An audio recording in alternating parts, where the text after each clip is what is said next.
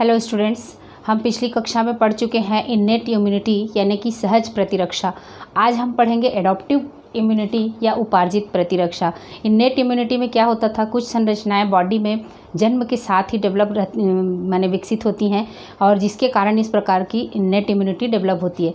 आज हम पढ़ेंगे उपार्जित प्रतिरक्षा, जिसको कोई भी व्यक्ति अपने जीवन काल में अर्जित करता है। यानी जीवन काल में अर्जित करता है का अर्थ क्या है कि जब उसका किसी रोग कारक या पैथोजन से उसका सामना होता है, तब इस प्रकार की प्रतिरक्षा या इस प्रकार की इम्यूनिटी विकसित होती है।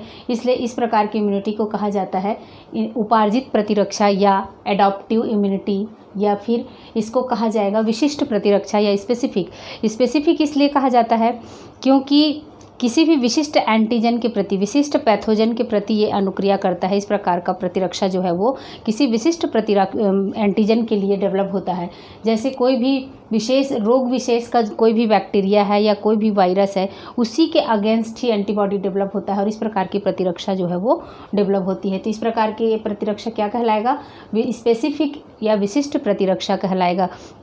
जैसे टीबी का बैक्टीरिया है तो टीबी के अगेंस्ट ही माने एंटीबॉडीज़ बनेंगे और उसी बैक्टीरिया को नष्ट करने के लिए सेल्स जो है वो इम्यून की सेल्स एक्टिव हो जाएंगी। इसलिए इस प्रकार की प्रतिरक्षा क्या कहलाएगी, स्पेसिफिक प्रतिरक्षा कहलाएगी। अनुकूली प्रतिरक्षा इसको इसलिए कहते हैं क्योंकि एंटीबॉडी एक बार पैथोजन से सामना होता है तो उसके फलस्वरूप जो इम्यून की कोशिकाएं एक्टिव हो जाती हैं और फिर धीरे धीरे एंटीबॉडी डेवलप करती हैं और जब दोबारा इस प्रकार के पैथोजन से सामना होता है, तब उसका दोबारा पैथोजन से सामना होता है तो बहुत तेज़ी से उस पैथोजन को नष्ट कर देती हैं और अटैक कर देती हैं। तो इसको एक तो प्राथमिक प्रतिरक्षा अनुक्रिया कहा जाता है। जो पहली बार सामना होता है उस समय क्या होता है कि एंटीबॉडी उतनी फास्ट नहीं बन पाती हैं, जिसके कारण हम रोगी हो जाते हैं।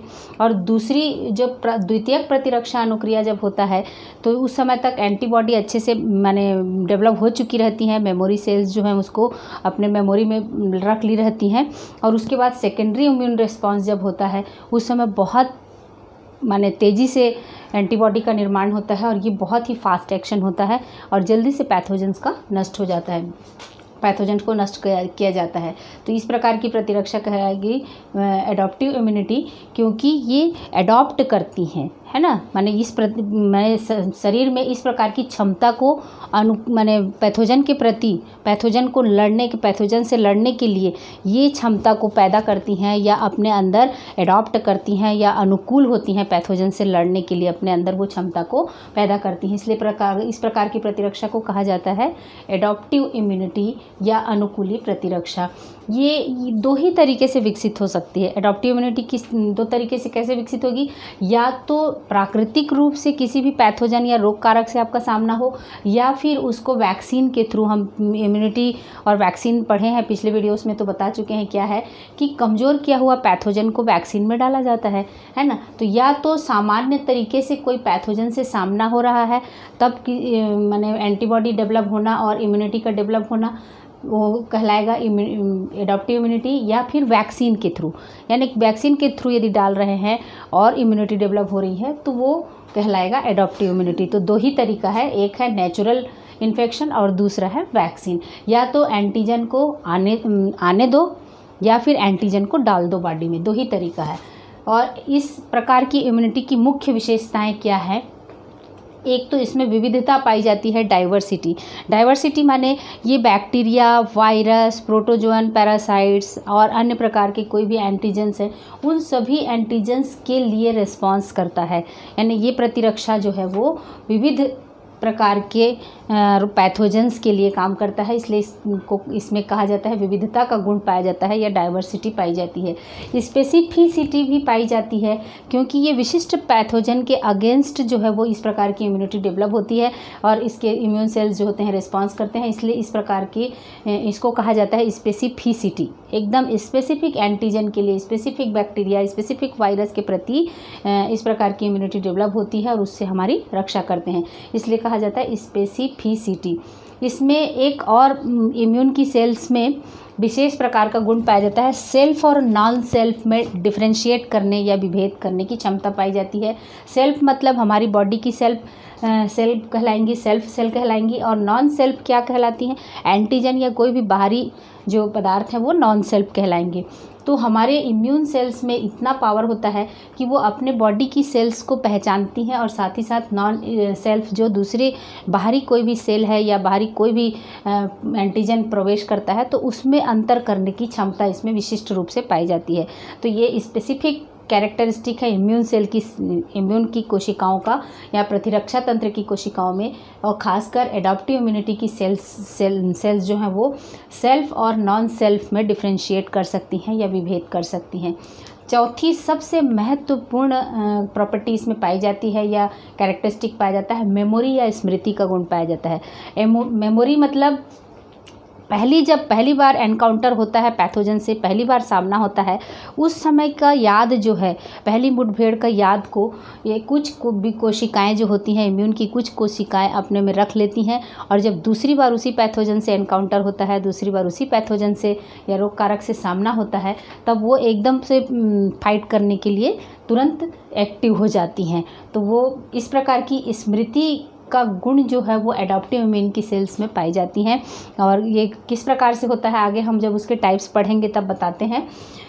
प्राइमरी इम्यून रिस्पांस किसे कहा जाएगा? प्राइमरी इम्यून रिस्पांस जब पहली बार मुठभेड़ होता है और उसके बाद एनकाउंटर होता है, पैथोजन से सामना होता है, और उसके फलस्वरूप हमारी इम्यून की सेल्स बहुत जल्दी एक्टिव नहीं हो पाती हैं, एंटीबॉडी पूरी तरह से नहीं बन पाती हैं और हम बीमार पड़ जाते हैं, है ना। पहली बार जब सामना होता है तब हम बीमार पड़ जाते हैं, लेकिन उस समय भी एंटीबॉडी डेवलप होती रहती है और इम्यून की कोशिकाएँ एक्टिव रहती हैं। तो ये पहला जो रिस्पांस होता है वो कहलाता है primary response. Secondary immune response किसको कहते हैं? जब मेमोरी की सेल्स जो हैं वो उसको अपने अंदर रख लेती हैं, उसकी पहचान को, और दूसरी बार जब उसका सामना होता है तो उस समय बहुत तेज़ी से एंटीबॉडी का निर्माण करती हैं और फाइट कर देती हैं पैथोजन को, और उसके कोई भी लक्षण दिखाई नहीं पड़ते हैं। तो उस प्रकार का रिस्पांस कहलाएगा सेकेंडरी इम्यून रिस्पांस कहलाता है। जैसे वैक्सीन्स को डाल देते हैं तो कुछ समय के बाद जब दोबारा वैक्सीन्स क्या है, ट्रीटेड पैथोजन ही है, और उसको डालने के बाद जो थोड़े बहुत लक्षण दिखाई देते हैं वो प्राइमरी इम्यून रिस्पांस कहलाते हैं। उसके बाद जब बॉडी में पूरी तरह से इम्यून सेल्स जो हैं वो मेमोरी में उसको रख लेती हैं पैथोजन का नॉलेज को, उसके बाद दोबारा जब इस तरह से सामना होता है उस पैथोजन का दोबारा, तो उस समय हमको लक्षण दिखाई नहीं देंगे, हम रोगी नहीं होंगे, बल्कि क्या होगा, फाइट कर लेंगे पैथोजन को। तो वो कहलाएगा सेकेंडरी इम्यून रिस्पांस। ये रिस्पांसेस, प्राइमरी और सेकेंडरी इम्यून रिस्पांसेस जो हैं वो किसके द्वारा जनरेट होते हैं या उत्पन्न होते हैं?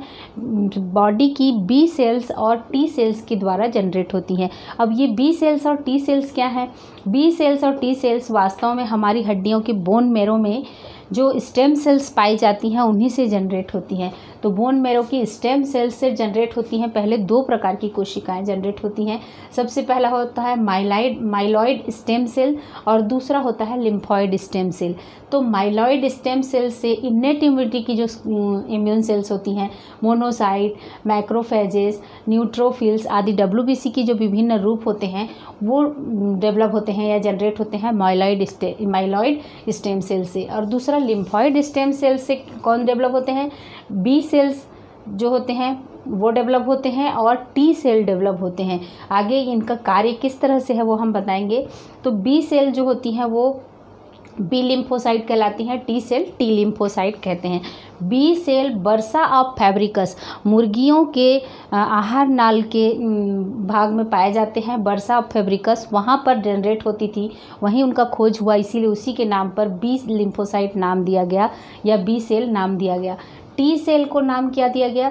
ये जनरेट हो रही हैं बोन मैरो में, लेकिन थाइमस में जाकर मैच्योर होती हैं और थाइमस डिपेंडेंट सेल होती हैं, इसीलिए इनको कहा जाता है टी लिम्फोसाइट सेल। तो B cell bursa of Fabricius के कारण इसको बी सेल कहा जाता है, जो मुर्गियों के आहार नाल में पाए जाने वाली रचना में जनरेट होने के कारण, माने डिस्कवर होने के कारण। और दूसरा टी सेल जो है वो टी सेल थाइमस डिपेंडेंट होने के कारण इसका नाम टी सेल कहा गया। तो ये जनरेट होती हैं बोन मैरो में और थाइमस में जाकर ये क्या होती हैं, मैच्योर होती हैं या एक्टिव होती हैं। तीसरी प्रकार की एक सेल पाई जाती है natural killer cell. Natural killer cell भी कहाँ से, लिम्फॉइड स्टेम सेल से डेवलप होती हैं। ये नेचुरल किलर सेल जो होती हैं वो सीधे ही पैथोजन को मार देती हैं। एक विशेष प्रकार के द्रव का सिक्रीशन करती हैं जिसको परफोरिन कहते हैं, और ये सीधे सीधे जाकर एंटीजन को, वो परफोरिन जो है उनके बॉडी में छेद कर देते हैं एंटीजन के, और उनको मारने का कार्य करते हैं। तो मुख्य रूप से कितने प्रकार के जनरेट कहाँ से हुए, बोन मैरो स्टेम सेल से जनरेट हुए, ये माइलॉइड स्टेम सेल और लिम्फॉइड स्टेम सेल। माइलॉइड से मोनोसाइट, मैक्रोफेजेस, न्यूट्रोफिल्स आदि WBC के विभिन्न रूप डेवलप होते हैं, जबकि लिम्फॉइड स्टेम सेल से बी सेल, टी सेल और NK सेल्स। बी सेल्स जो है बर्सा फैब्रिकस से जनरेट हुआ है, और टी सेल जो है वो थाइमस पे जाकर मैच्योर होने के कारण ये क्या कहलाता है, टी लिम्फोसाइट सेल्स कहलाते हैं। तो हम आगे देखते हैं कि किस तरह से बी सेल्स और टी सेल्स जो होती हैं वो कार्य करती हैं और पैथोजन से हमारी रक्षा करती हैं और एडाप्टिव इम्यूनिटी डेवलप होती है। देखते हैं प्रतिरक्षा तंत्र के घटक। उपार्जित प्रतिरक्षा तंत्र के घटक। उपार्जित प्रतिरक्षा यानी कि एडाप्टिव इम्यूनिटी के घटक या कंपोनेंट्स कौन कौन से हैं। दो मुख्य कंपोनेंट्स हैं, सेल मीडिएटेड इम्यून सिस्टम और AIMS यानी कि एंटीबॉडी मीडिएटेड इम्यून सिस्टम। मैंने दो प्रकार से इम्यून की कोशिकाएं जो हैं वो अडॉप्ट होती हैं, कोई भी एंटीजन से सामना होता है तो, और दो प्रकार से अनुक्रिया करती हैं। एक तो सेल मीडिएटेड होता है और दूसरा होता है एंटीबॉडी मीडिएटेड यानी कि ह्यूमोरल कहा जाता है। ह्यूमोरल का अर्थ होता है फ्लूइड से, है ना, फ्लूइड या लिक्विड के लिए ह्यूमोरल यूज़ किया जाता है। तो ब्लड और प्लाज्मा जो होते हैं लिक्विड होते हैं और उसी में एंटीबॉडी पाए जाते हैं, और उन्हीं के एक्शन के फलस्वरूप जो इम्यूनिटी या प्रतिरक्षा डेवलप होती है उसको कहा जाता है ह्यूमोरल या AIMS antibody mediated immune system या ह्यूमोरल इम्यून सिस्टम या ह्यूमोरल इम्यूनिटी कहा जाता है। तो ह्यूमोरल ब्लड या फ्लूइड से है जो ब्लड और प्लाज्मा में पाए जाने वाले एंटीबॉडीज़ के कारण, यानी कि एंटीबॉडीज़ जो होते हैं वो ब्लड और प्लाज्मा में सर्कुलेट होते रहते हैं जिसके कारण उसको ह्यूमोरल कहा जाता है। यहाँ पर CIMS cell mediated immune system यानी कि इम्यून सिस्टम की कुछ कोशिकाएँ जो होती हैं वो एंटीजन से सामना होने पर एक्टिवेट हो जाती हैं और विशेष प्रकार की कोशिकाओं में बदल जाती हैं, कई प्रकार के रूप प्रदर्शित करते हैं जो अलग अलग कार्यों को करते हैं। तो सेल्स की द्वारा इस प्रकार की इम्यूनिटी डेवलप होती है, इसलिए इसको कहा जाता है सेल मीडिएटेड इम्यून सिस्टम या सेल मीडिएटेड इम्यूनिटी। यह इम्यूनिटी टी सेल्स के द्वारा दी जाती है। सेल मीडिएटेड जो है वो टी सेल्स के द्वारा दी जाती हैं। हम देख चुके हैं बोन मैरो में डेवलप होने वाली जो सेल्स होती हैं लिम्फॉइड सेल्स, टी और बी सेल्स होती हैं। हम पहले बताए हैं टी और बी सेल्स होती हैं। तो टी सेल्स के द्वारा जो इम्यूनिटी डेवलप होती है वो सेल मीडिएटेड होती है, और बी सेल्स के द्वारा जो इम्यूनिटी डेवलप होती है वो ह्यूमोरल होती है या एंटीबॉडी मीडिएटेड होती है। यानी बी सेल्स जो होती हैं वो एंटीबॉडी का निर्माण करती हैं, और टी सेल्स जो होती हैं वो विशेष प्रकार के प्रतिरूप अपने बनाते हैं, कई कोशिकाओं के रूप बनाते हैं जो इम्यून से संबंधित प्रतिजन को समाप्त करने के लिए अलग अलग कार्य को करते हैं। तो सभी मिलकर जो होते हैं सेल्स और ये एंटीबॉडीज़ आपस में मिलकर किसी भी पैथोजन से सामना करते हैं और उसको समाप्त कर देते हैं। तो सारी कोशिकाएं, कोई भी पैथोजन बॉडी में प्रवेश करता है तो इस तरह की माने ह्यूमोरल और सेल मीडिएटेड दोनों ही प्रकार की इम्यूनिटी जो है वो एक्टिव हो जाती है, और दोनों मिलकर, और साथ ही साथ इनेट इम्यूनिटी की कोशिका भी शामिल होती है। इम्यूनेट जन्मजात प्रतिरक्षा की जो साधन जो होते हैं वो भी पहले कोशिश करते हैं, जब वो first and second line of defence समाप्त हो जाता है तब ये तीसरी लाइन की जो एडॉप्टिव इम्यूनिटी की जो कोशिकाएं हैं और एंटीबॉडीज़ हैं वो कार्य करती हैं। तो तीनों मिलकर पूरी तरह से पैथोजन को समाप्त करने के लिए प्रयास करते हैं जब भी बॉडी में कोई भी रोग कारक प्रवेश कर जाता है। तो ये सेल मीडिएटेड इम्यूनिटी जो होती है वो bacteria, fungus, protozoan, parasite, virus, cancer व अन्य सभी के प्रति अनुक्रिया या रिस्पांस प्रदर्शित करती है। मैंने किसी भी प्रकार का बैक्टीरिया का भी अटैक हो रहा है, चाहे फंगस का, चाहे प्रोटोजोन पैरासाइट का, या वायरस का, या कैंसर, अन्य सभी का के प्रति जो है वो रिस्पांस करती हैं कौन, सेल मीडिएटेड इम्यूनिटी। मैंने जो कोई भी प्रकार का पैथोजन आ रहा है तो सेल मीडिएटेड इम्यूनिटी की कोशिकाएँ जो हैं वो एक्टिव हो जाती हैं। और ये उनको समाप्त करने के लिए पूरी तरह से अपना प्रतिक्रिया दिखाती हैं।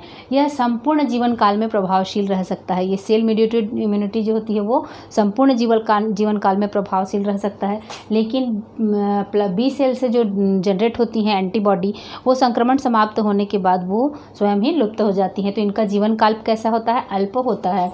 अब इसमें देखिए टी सेल्स जो होती हैं, कोई भी एंटीजन से सामना होता है या कोई भी पैथोजन से सामना होता है तो टी सेल निम्न प्रकार की 4 कोशिकाओं में परिवर्तित हो जाती हैं। एक तो कुछ जो होती हैं टी हेल्पर सेल बनाती हैं, जो सबसे अधिक मात्रा में पाई जाती हैं। टी हेल्पर सेल 75% जो होती हैं टी हेल्पर सेल्स ही होती हैं। ये स्वयं किसी भी प्रकार के एंटीबॉडी का निर्माण नहीं करती हैं, लेकिन ये प्लाज्मा की बी सेल्स की जो प्लाज्मा सेल्स होती हैं, जो एंटीबॉडी को जनरेट करती हैं, उनको एक्टिवेट करने का काम कौन करती हैं? टी हेल्पर सेल्स होती हैं। और कुछ टी हेल्पर सेल्स जो होती हैं वो मेमोरी सेल्स की तरह कार्य करती हैं और एंटीजन की मेमोरी को स्टोर कर लेती हैं। एक तो टी हेल्पर सेल्स जो होती हैं वो प्लाज्मा सेल्स को एंटीबॉडी बनाने के लिए एक्टिवेट करती हैं, और दूसरा कुछ जो होती हैं वो एंटीजन की मेमोरी को अपने में रख लेती हैं और स्टोर करके रख लेती हैं। जब नेक्स्ट एनकाउंटर पैथोजन से होता है उस समय वो तुरंत कार्य करती हैं, उसको पहचान लेती हैं। दूसरी प्रकार की कोशिका है साइटोटॉक्सिक और किलर सेल। किलर सेल जिसको कहा जाता है, ये किलर सेल जो होती हैं वो डायरेक्ट पैथोजन को किल कर देती हैं। ये क्या करती हैं? एंटीबॉडीज़ बनाने के लिए प्लाज्मा को सूचना देती हैं, प्लाज्मा सेल को। जबकि साइटोटॉक्सिक किलर सेल वेट नहीं करती हैं, सीधे ही पैथोजन की कोशिका जो होती है उसको किल करने का काम करती हैं। मेमोरी सेल्स जो होती हैं वो उसकी पैथोजन की मेमोरी को स्टोर करके रखती हैं अपने में, जब सेकेंड चांस जब इन्फेक्शन होता है तब वो तुरंत ही एक्टिवेट हो जाती। सप्रेसर टी सेल्स को पेसमेकर सेल्स कहा जाता है। सप्रेसर टी सेल्स को पेसमेकर सेल्स क्यों कहते हैं? क्योंकि जब संक्रमण समाप्त हो जाता है उस समय बी और टी सेल्स की जो कोशिकाएं एक्टिवेट रहती हैं उनको शांत करने का कार्य, कि अब संक्रमण समाप्त हो गया है, शांत हो जाओ करके जो कोशिकाएं उनको ये सूचना पहुंचाती हैं कि संक्रमण पूरी तरह से समाप्त हो गया है, अब एक्टिविटी अपना बंद कर दो करके। तो ये सेल्स क्या होती हैं? सप्रेसर टी सेल्स, जिनको पेसमेकर सेल्स भी कहा जाता है। तो टी सेल्स में कौन कौन से 4 प्रकार के हो गए? एक तो टी हेल्पर सेल जो मैक्सिमम पार्ट को निर्धारित करते हैं टी सेल्स का, 75% होते हैं, जो प्लाज्मा बी सेल्स को एक्टिवेट करने का कार्य करते हैं। साइटोटॉक्सिक किलर सेल्स जो होती हैं वो सीधे सीधे एंटीजन को या पैथोजन को मारने का, किल करने का कार्य करती हैं। मेमोरी टी सेल्स जो होती हैं वो एंटीजन की या पैथोजन की मेमोरी को अपने में स्टोर करके रखती हैं। सप्रेसर टी सेल्स जो होती हैं वो पेसमेकर सेल्स की तरह कार्य करती हैं। संक्रमण समाप्त होने के बाद उसके इन टी सेल्स और बी सेल्स को शांत करने का कार्य करती हैं, तो इसलिए इनको पेसमेकर सेल्स कहा जाता है। ह्यूमोरल या एंटीबॉडी मीडिएटेड, यानी कि इसमें एंटीबॉडी जनरेट होता है बी सेल्स के द्वारा, इसीलिए इसको क्या कहा जाता है? एंटीबॉडी मीडिएटेड इम्यून सिस्टम कहा जाता है। एंटीबॉडी के द्वारा पैथोजन को मारने का प्रयास किया जाता है एंटीबॉडी बनाकर। और यहाँ पर क्या करते हैं कि कोशिकाएं जो हैं वो प्रयास करती हैं मारने के लिए और ये एंटीबॉडी बनाती हैं। एंटीबॉडी जो होती हैं वो आर्मी ये सैनिक की तरह प्रोटीन की पूरी सेना तैयार करती हैं, आर्मी ऑफ प्रोटीन। एंटीबॉडी को क्या कहते हैं? Army of proteins. Army of proteins कौन बनाती हैं? बी सेल्स जो होती हैं, plasma cells, army of proteins को निर्मित करती हैं, माने पूरी प्रोटीन की एक सेना तैयार करती हैं जो विशेष एंटीजन से जाकर अटैच होकर उस विशिष्ट एंटीजन को मारने का कार्य करती हैं। तो एंटीबॉडी बॉडी ब्लड में सर्कुलेट होती हैं, इसलिए ह्यूमोरल कहा जाता है। और ये बी सेल्स जो होती हैं एंटीजन से सामना होने पर 2 प्रकार की कोशिकाओं में परिवर्तित हो जाती हैं। एक होता है प्लाज्मा बी सेल्स और दूसरा होता है memory B sales.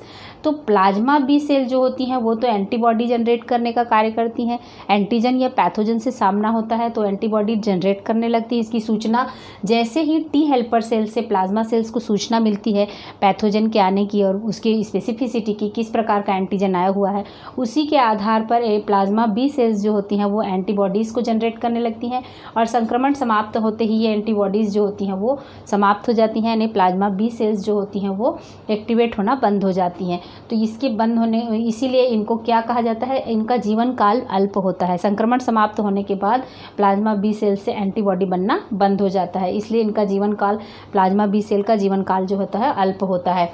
Memory B sales जो होती हैं उनका जीवन काल लंबा होता है। क्यों लंबा होता है? क्योंकि एंटीजन की मेमोरी को वो अपने में स्टोर करके रखते हैं, और जब सेकेंड टाइम इन्फेक्शन होता है या सेकेंड टाइम पैथोजन से सामना होता है तो वो सेल्स जो होती हैं ढूंढ कर पैथोजन को किल करने का कार्य करती हैं और पूरे साल एक्टिवेट रहती हैं, और बीच बीच में वो जो है ब्लड में ढूंढ कर एंटीबॉडीज़ जो हैं, ये मेमोरी बी सेल्स एंटीबॉडीज़ बनाकर ब्लड में ढूंढ कर पैथोजन्स को किल करने का कार्य करती हैं। इसलिए इनको क्या कहा जाता है, इफेक्टर सेल्स भी कहा जाता है। ये बॉडी में पहले इनएक्टिवेट रहती हैं, लेकिन जैसे ही एंटीजन से सामना होता है तुरंत ही एक्टिवेट हो जाती हैं और बहुत अधिक मात्रा में एंटीबॉडीज़ का निर्माण होने लगता है और ये पैथोजन को किल करने लगती हैं।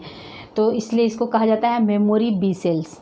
ठीक है, तो प्लाज्मा से बी सेल्स जो होती हैं दो सेल्स में डिफ्रेंशिएट हुई, एक प्लाज्मा बी सेल और दूसरा memory B cell. Plasma B cell antibodies generate करेंगी और पैथोजन को किल करेंगी, और मेमोरी बी सेल्स जो होती हैं वो उसकी सूचना को, अपनी इन्फॉर्मेशन को अपने में स्टोर करके रखती हैं और इनएक्टिव फॉर्म में रहती हैं ब्लड में, और जैसे ही पैथोजन से दोबारा जब सामना होता है एक्टिव हो जाती हैं और एंटीबॉडीज़ बहुत अधिक मात्रा में बनने लगते हैं और पैथोजन किल हो जाते हैं या रोग कारक जो है वो समाप्त हो जाते हैं। यह जो है बैक्टीरिया, इस प्रकार का एंटीबॉडी मीडिएटेड जो है वो बैक्टीरिया या वायरस को ही किल करती है। एंटीबॉडी जो है वो बैक्टीरिया या वायरस को ही किल करती है। ये किसी भी प्रकार से कैंसरस सेल के प्रति एक्टिवेट नहीं होती है। कैंसरस सेल्स यदि बॉडी में है तो उनको समाप्त करने का कार्य एंटीबॉडी मीडिएटेड यानी कि ह्यूमोरल इम्यूनिटी कार्य नहीं करती है। इसके लिए सेल मीडिएटेड इम्यूनिटी एक्टिवेट रहती हैं कैंसर सेल को समाप्त करने के लिए। साथ ही साथ यदि कोई आर्गन ट्रांसप्लांटेशन हुआ है तो उस समय भी इस प्रकार की ह्यूमोरल जो मीडिएटेड इम्यूनिटी है वह कार्य नहीं करती है ऑर्गन ट्रांसप्लांटेशन के समय में। तो इस तरह से ये हो गया सेल मीडिएटेड और ये हो गया ह्यूमोरल एंटीबॉडी मीडिएटेड, दोनों मिलकर। यानी कोई भी एंटीजन बॉडी में प्रवेश करता है तो कोई एक प्रकार की इम्यूनिटी डेवलप नहीं होती, सारे के सारे एक साथ। पहले इन्नेट इम्यूनिटी या सहज प्रतिरक्षा की कोशिकाएं, डब्ल्यूबीसी की कोशिकाएं प्रयास करती हैं। पहले first line of defence skin और म्यूकस मेम्ब्रेन कार्य करती हैं, फिर सेकेंड लाइन ऑफ डिफेंस जो होती हैं डब्ल्यूबीसी की कोशिकाएं कार्य करती हैं, प्रोटीन सिस्टम कार्य करता है। वो सब के फेल हो जाने के बाद ये तीसरी इम्यूनिटी जो है वो एडॉप्टिव इम्यूनिटी डेवलप होती है, और ये एडॉप्टिव इम्यूनिटी पैथोजन से सामना होने के पश्चात ही डेवलप होती है, जबकि नेचुरल जो होती हैं वो इन्नेट इम्यूनिटी हमेशा से बॉडी में रहती हैं, है ना। जब भी पैथोजेंस को हमेशा किल करती रहती हैं, तो वो इन्नेट इम्यूनिटी है। और ये हो गया एडॉप्टिव इम्यूनिटी। ये तो कोई भी पैथोजन से सामना होने पर पूरी तीनों प्रकार के जो डिफेंस सिस्टम है वो कार्य करते हैं लाइन से। पहले फर्स्ट लाइन ऑफ डिफेंस, फिर सेकेंड लाइन ऑफ डिफेंस, उसके बाद ये है एडॉप्टिव इम्यूनिटी की कोशिकाएं बी और टी सेल जो होती हैं वो थर्ड लाइन ऑफ डिफेंस में आती हैं, और जो सारे के सारे फिर एक्टिवेट हो जाते हैं और पूरी तरह से पैथोजन को समाप्त करने का कार्य करते हैं। तो एडॉप्टिव इम्यूनिटी को दो प्रकार से और कहा गया है, एक्टिव और पैसिव में भी डिवाइड किया गया है। एक्टिव इम्यूनिटी में क्या कहते हैं कि एक्टिव इम्यूनिटी में पैथोजन से सामना होने पर, और पैसिव इम्यूनिटी में क्या होता है कि पैसिव इम्यूनिटी में सीधे सीधे एंटीबॉडी को बॉडी में प्रवेश कराया जाता था। तो ये हो गया एडॉप्टिव इम्यूनिटी। अब आगे हम पढ़ेंगे एंटीबॉडी का स्ट्रक्चर किस तरह से होता है और एंटीबॉडी के टाइप्स कौन कौन से हैं।